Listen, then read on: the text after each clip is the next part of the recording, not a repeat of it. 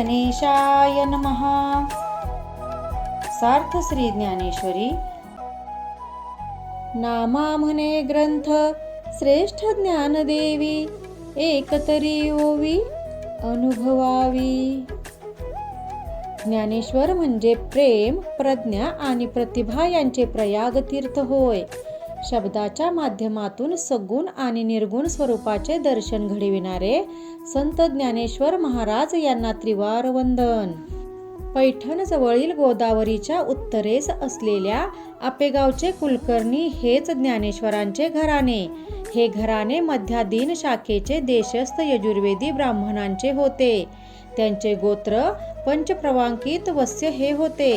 हरिहर पंत कुलकर्णी शके 1060 हे या कुलकर्णी घराण्याचे माहीत असलेले पुरुष होत.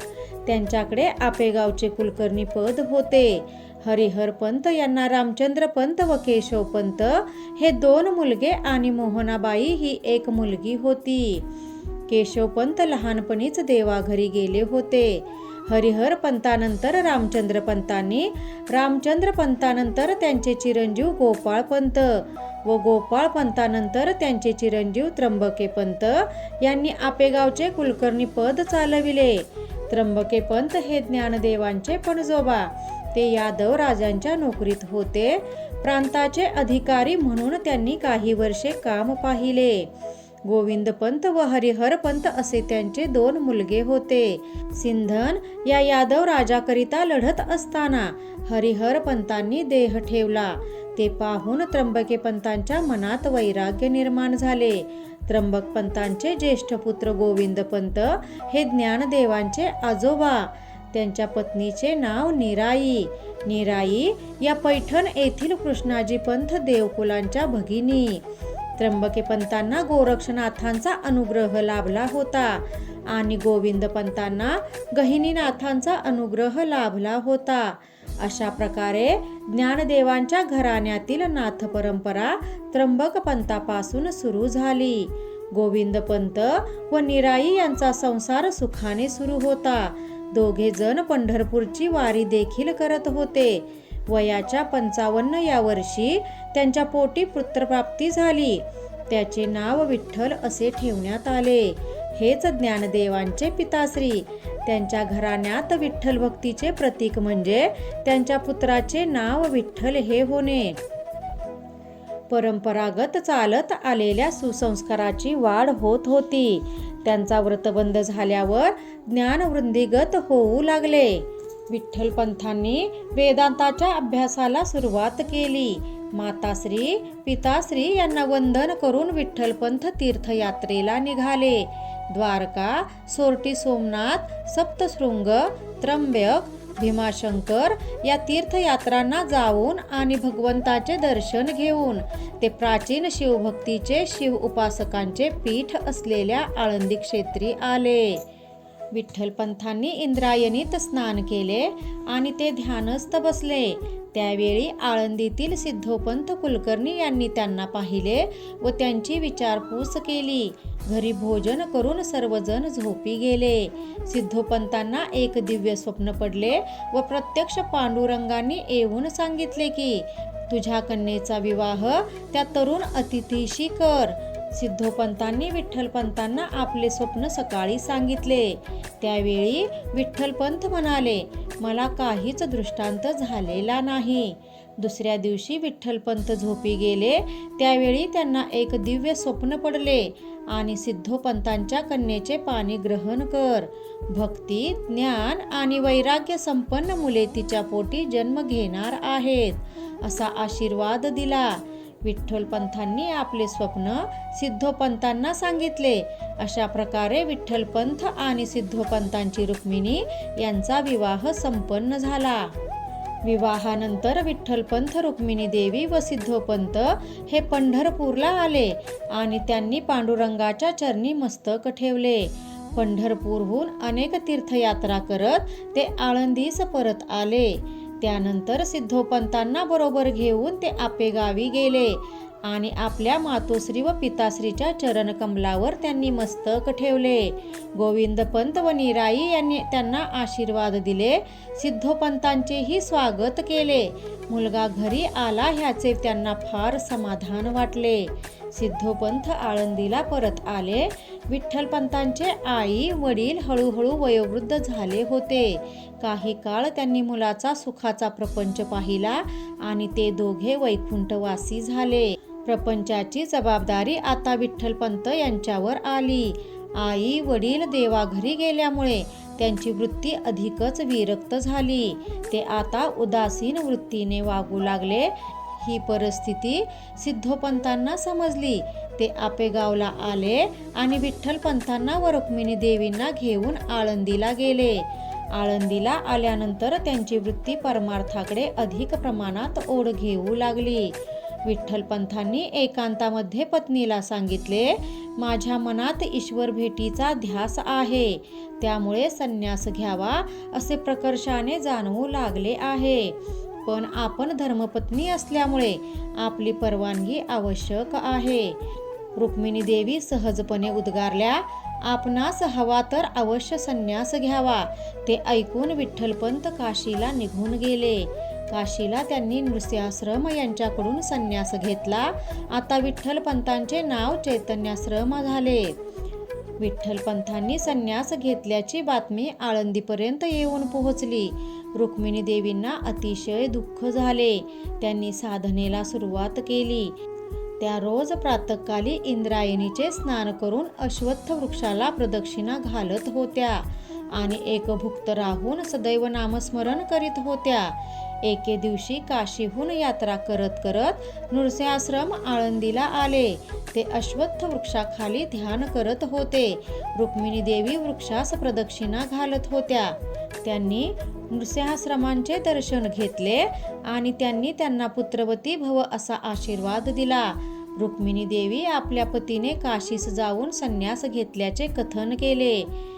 रुक्मिणी देवीने पतीचे वर्णन केले. ते ऐकून नृसिंहाश्रम वाराणसीस परत आले आणि त्यांनी चैतन्याश्रमास सर्व वृत्तांत कथन करून पुनश्च प्रपंच करावयास सांगितले. विठ्ठलपंत गुरुच्या आज्ञेप्रमाणे आळंदीला आले व त्यांनी पुनश्च प्रपंचास सुरुवात केली. परंतु आळंदीला काही लोकांना संन्यासाश्रमानंतर प्रपंच हा विचार मान्य नव्हता. विठ्ठलपंत गावच्या बाहेर झोपडी बांधून राहू लागले. समाजाकडून अवहेलना होत होती, तरी देखील ते अखंड साधना करत प्रपंच करत होते. विठ्ठलपंत व रुक्मिणी देवी या दाम्पत्य वेलीवर 4 महान तेजस्वी फुले उमलली. शके 1195 श्रीमुख संवत्सर माघवद्य 1 सोमवार प्रातःकाळी निवृत्तीनाथांचा जन्म. शके 1197 युवा संवत्सर श्रावण वद्य 8 गुरुवार मध्यरात्री ज्ञानेश्वरांचा जन्म. शके 1199 ईश्वर संवत्सर कार्तिक शुद्ध 15 रविवार प्रहर रात्री सोपान देवांचा जन्म. शके 1201 प्रभावी संवत्सर आश्विन शुद्ध 1 शुक्रवार मध्यानी मुक्ताईचा जन्म. संन्याशाला मुले झाल्यामुळे या कुटुंबाला अतिशय त्रास सहन करावा लागला. त्यावेळी अनुष्ठानासाठी ते मुलांना घेऊन त्र्यंबकेश्वरला आले. पहाटे उठून कुशावर्त तीर्थात स्नान करून ते ब्रह्मगिरीला प्रदक्षिणा घालत होते. एके दिवशी वाटेवर वाघ आला. सर्वजण दूर झाले, परंतु निवृत्तीनाथ वाट चुकून एका गुहेत आले. तेथे गहिनीनाथांची भेट झाली. तेजस्वी बालक पाहून गहिनीनाथांना फार संतोष झाला आणि त्यांनी निवृत्तीनाथ यांच्या मस्तकावर हात ठेवून त्यांना दीक्षा दिली. निवृत्तीनाथांची आणि आई वडिलांची पुनश्च भेट झाली. निवृत्तीनाथांनी ज्ञानेश्वरांच्या मस्तकी हात ठेवून त्यांना नाथपंथाची दीक्षा दिली. आदिनाथ, मत्स्येंद्रनाथ, गोरक्षनाथ, गहिनीनाथ, निवृत्तीनाथ व ज्ञानेश्वर अशी ही महान गुरु परंपरा, तसेच वडिलांच्याकडून वेदांताचा उपदेश आणि आईकडून भक्तीचे आचरण लाभले. आजोबा आणि आजीकडून योग भक्तीचा धागा लाभला होता आणि मानवी समाजाचे बाह्यरंग व अंतरंग त्यांनी जाणले होते.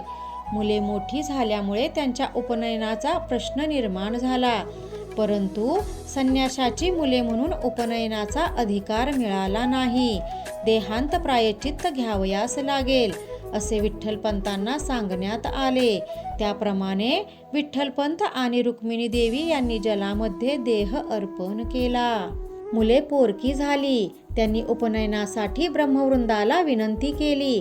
त्यांनी त्यांना पैठणहून शुद्धीपत्र आणावयास सांगितले. पैठणला ब्रह्मवृंदांची सभा भरली. त्यांनी शास्त्रग्रंथ चाळले, पण काय निर्णय घ्यावा हे त्यांना कळेना.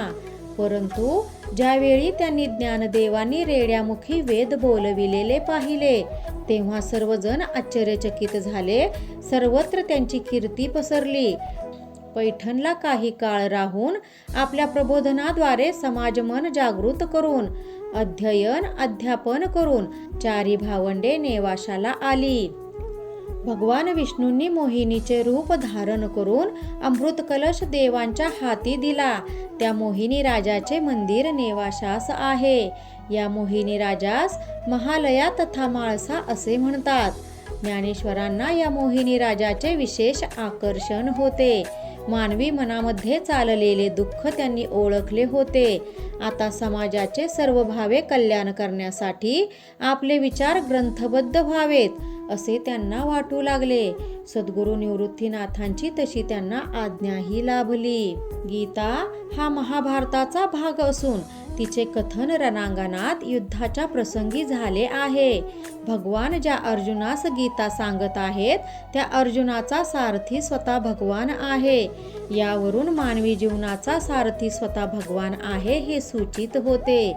कृष्ण अर्जुन संवादावरून परमात्माच मानवाशी बोलत आहे हे सूचित होते. परमात्मा व आपल्या जीवनाचा सुख संवाद साधता येणे हे मानवास अत्यंत श्रेयस्कर आहे. हे जीवन सुद्धा रणांगणच आहे. जीवनामध्ये अनेक संघर्षमय प्रसंग निर्माण होतात. त्यामुळे त्याला शाश्वत अशा आश्रयाची गरज भासते. असा आश्रय इतरत्र शोधला तर त्याला निराशा प्राप्त होते. खरा आश्रय आंतरिक परमेश्वराच्या चरणकमलाशी आहे. भक्तीचा संचार आपल्या प्रत्येक कर्तव्य कर्मातून झाला पाहिजे. गीतेचा परमेश्वर हा पुरुषोत्तम आहे. तो क्षर पुरुष व अक्षर पुरुष याहून उत्तम पुरुष आहे. विश्वाची उत्पत्ती स्थिती आणि संहार यांचा करता हा पुरुषोत्तम प्रभूच आहे. हाच जीवनाचा पिता माता आश्रयस्थान परमस्नेही पालनकर्ता परमनिधान स्वामी आहे. त्याने एका अंशाने सर्व विश्व व्यापले आहे. गीतेने कर्म ज्ञान व भक्ती यांचा समन्वय साधला आहे. भक्त हा माझा आत्मा आहे असे भगवान प्रतिपादन करतात. भक्तीचा मार्ग हा सर्वांसाठी खुला व सुलभ आहे. समाजातील सर्वच लोकांना संस्कृत समजू शकणार नाही, म्हणून त्यांनी भगवद्गीतेवर मराठीतून भाष्य करायला सुरुवात केली. महालयाच्या मंदिरामध्ये श्रोतृवर्ग जमू लागला आणि सद्गुरू निवृत्तीनाथ व इष्टदेवतांना वंदन करून ज्ञानेश्वरांनी भगवद्गीतेवर मराठीतून भाष्य सांगावयास सुरुवात केली. सच्चिदानंद बाबांनी त्यांचे भाष्य लिहून घेण्यास सुरुवात केली. या ग्रंथाच्या रूपाने ब्रह्मविद्येचा सुकाळ झाला. समाज जीवनाचे संवर्धन करणारे नीतिशास्त्र योग्य प्रकारे मांडून मराठीत अमृताशीही पैजा जिंके अशा 7 मवाळ मृदू अमृत मधुर शब्दात एक उत्कृष्ट काव्यग्रंथ निर्माण झाला. ज्ञानदेवांचा काळ हा खऱ्या अर्थाने मराठी अस्मितेचा उदयकाळ आहे आणि या मराठी अस्मितेच्या शिल्पकारात ज्ञानदेव हे सर्वश्रेष्ठ युगंधर महापुरुष आहेत. कृपा त्या ज्ञानेश्वरीची करून घ्या शुद्धी भक्तीने अंतरंगाची. रामकृष्ण हरी. गीता भागवत ज्ञानेश्वरी.